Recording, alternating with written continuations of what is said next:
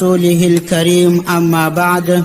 قدرمنو اوریدونکو، نافع ابن حارث رضی الله عنه فرمایي چې عمر رضی الله عنه مکی معظمې ته تشریف راوی.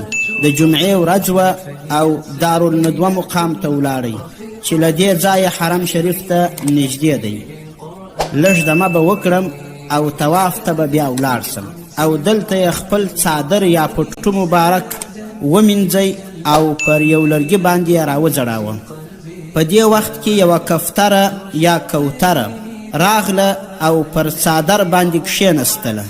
نو عمر رضی الله عنه وبېرېدی چې هسې نه ګندګي ورباندې ونه کړي. نو د دې ځایه څخه یې وشړله، هغه پر بل ځای باندې کښېنستل. هلته مار و او هغه یې وچیچله او مړه سوه. نو عمر رضی الله عنه ډیر زیات خفه سو چې دا څه وسول. عمر رضی الله عنه چې د جمعې لمونځ ادا کړ، عثمان رضی الله عنه ته راغی. هغه ورڅخه د پریشانی سبب وپوښتی چې ولې دومره پریشانه یې. عمر رضی الله عنه ورته د کوترې خبره وکړه چې کوتره په امن ځای کې ناسته وه او ما په دې شک چې زما پر څادر یا پټو باندې ګندګي ونه کړي پاڅوله. اوس تاسو ووایاست چې زما کفاره څه شی ده؟ نافع ابن عبد الحارث رضی الله عنه فرمایي چې عثمان رضی الله عنه ما ته وویل چې ته څه وایې؟ نو ما ورته وویله چې دوه درمیانه پسونه دې ورکړي. نو عثمان رضی الله عنه هم زما خبره خوښه کړه او عمر رضی الله عنه بیا دوه پسونه فدیه ورکړه. پر یوې سهوې باندې چې ګناه هم نه وه، عمر رضی الله عنه دومره د الله تعالی څخه ویرېدی. اوس راسه د دې زمانې بادشاهانو او واکدارانو ته چې په سلګونو دینداره مسلمانان وژني او بیا فخر ورباندې کوي. قدرمنو اوریدونکو، عمر رضی الله عنه د خپل خلافت په دوران کې تجارت هم کوي او خپله خرڅه یې ګټله. یو وار یې شام ته خپل ټول مال د تجارت دپاره ولیږئ، خو خپله بیا خرڅه سو او عبدالرحمن بن عوف رضی الله عنه ته یې جواب ولیږئ چې 4,000 درهمه قرض ورکړي. عبدالرحمن ابن عوف رضی الله عنه ورته بیرته جواب راولیږئ چې د بیت المال څخه قرض واخله، چې کله ستا د تجارت مال راغی بیرته یې بیت المال ته داخل کړه. دغه خبره پر عمر رضی الله عنه ډیره سخته ولګېدله او خفه سو. بیا عبدالرحمن ابن عوف رضی الله عنه فرمایي چې زما سره په لاره کې مخامخ سو او ډیر راته په غوسه و او ما ته یې وویله بیت المال خو ما ته هم معلوم و، خو ما نه غوښتل چې د بیت المال څخه قرض واخلم. دا ځکه که زه د بیت المال څخه قرض واخلم او بیا مړ سم، خلک به وایي معاف یې کړئ، امیر المؤمنین رضی الله عنه دی، او د قیامت په ورځ به زه الله جل جلاله ته څه جواب ورکوم؟ ما ستا غوندې حریص او بخیل سړي څخه قرض غوښتی چې که زه ناڅاپه مړ سوم نو ته به یې راته معاف نه کړې او زما د میراث څخه به یې واخلې یا به یې زما اولاد درکړي، نو زما غاړه به د قیامت په ورځ خلاصه وي. قدرمنو اوریدونکو، وګورئ دومره پاک نفس والا چې قرض هم له بیت المال څخه نه اخلي او د بیت المال خوړل خو لیرې خبره ده. یو صحابي رضی الله عنه فرمایي چې امیر المؤمنین په بازار کې روان و، نو زما ورباندې پام نه و. هغه په خپلې قمچینې زما طرف ته اشاره وکړه او قمچینه یې زما د جامو پر یوه طرف باندې ولګېدله. نو زما ورباندې پام سو. هغه راته وویله دغه کچره پورته کړه، په بازار کې ګندګي مه جوړوئ، بازار صاف سوتره وساتئ او ښاروال یعنی د ښار مسئول ته ووایه چې بازار صاف وساتي. بیا فرمایي چې پوره 1 کال بعد زه په بازار کې ولیدم او تر لاس یې ونیولم، خپل ځای ته یې بوتلم او بیا یې راته وویله آیا ته په دې کال کې د حج اراده لرې؟ نو ما ورته وویله هو، حج ته ځم انشاء الله.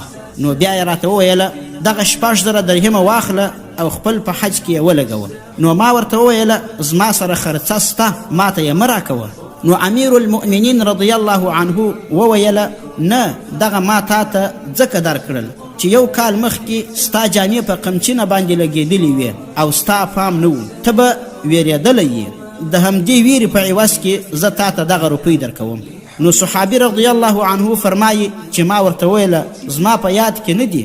نو عمر رضی الله عنه راته وویله ستا به نه وي په یاد، خو زما نه ده هېره سوې. بیا روپۍ راکړلې.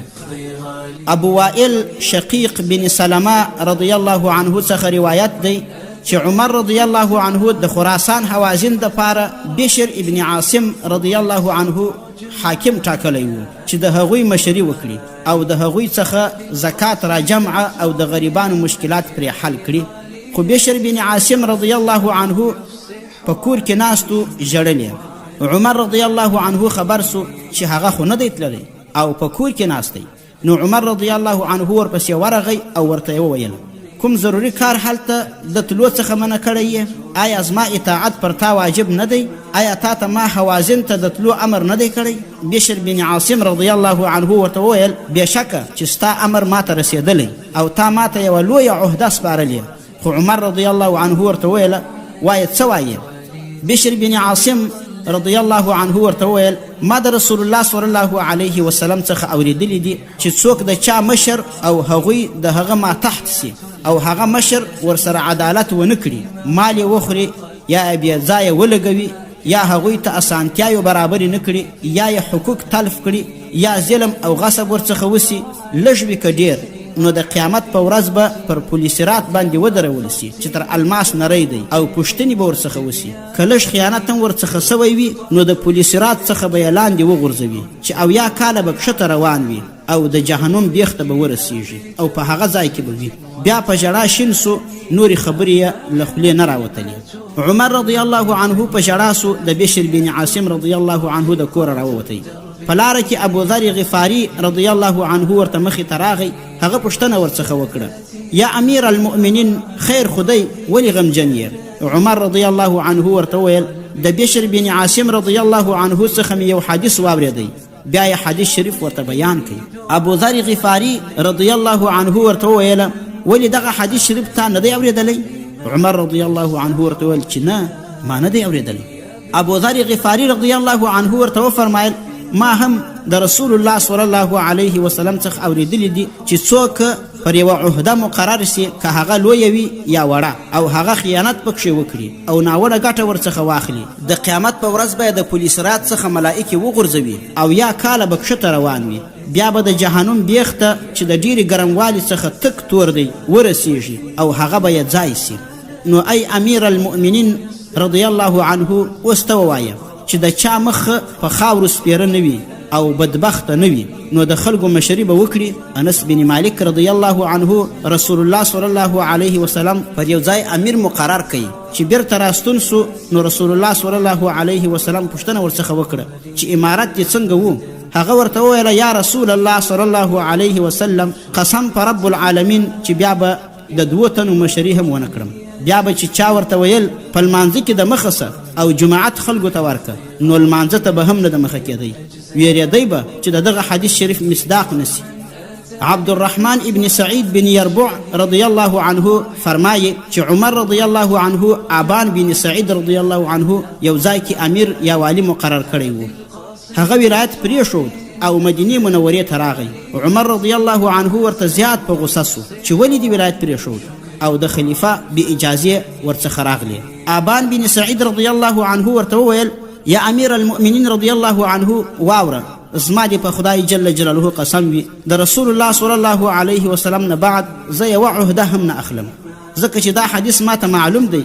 ما ته ابوبکر رضی الله عنه هم پیشکش کړی و، ما نه دی منلی. عمر رضی الله عنه ورته ویله زه به تا په زبردستی او په زور ولیږم، ځکه چې دغه علاقه تا فتح کړې ده، خلک یې ستا په لاس مسلمانان سوي دي، ته د هغوی په ژبه دود او دستور ښه پوهیږې. زه به تر تا غوره دینداره او له خدایه ویرېدونکی کس چیرې پیدا کړم.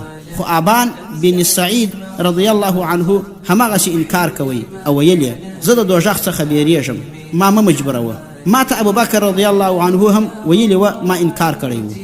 بیا صحابه کرامو عمر رضی الله عنه ته وویل چې ابوبکر رضی الله عنه مجبور نه کوي نو ته یې هم مجبوروه. او هلته هغه ځای سره بلد بل صحابي علاء حضرمي رضی الله عنه ولیږه.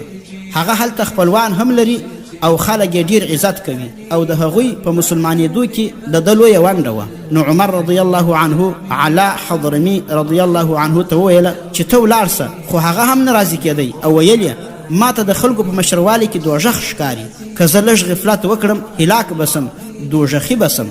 خو نورو صحابه کرامو ورته وویله ته اطاعت وکړه او هر کار کې امیر المؤمنین رضی الله عنه سره مشوره کوه. امیر المؤمنین رضی الله عنه به دعا درته کوي، الله جل جلاله به دې د دوژخ څخه خلاص کړي. بیا الله حضرمي رضی الله عنه راضي سو او هلته د والي په صفت ولاړی. قدرمنو اوریدونکو، تر بیا راتلو مو پر یوه الله جل جلاله سپارو. والسلام علیکم ورحمة الله.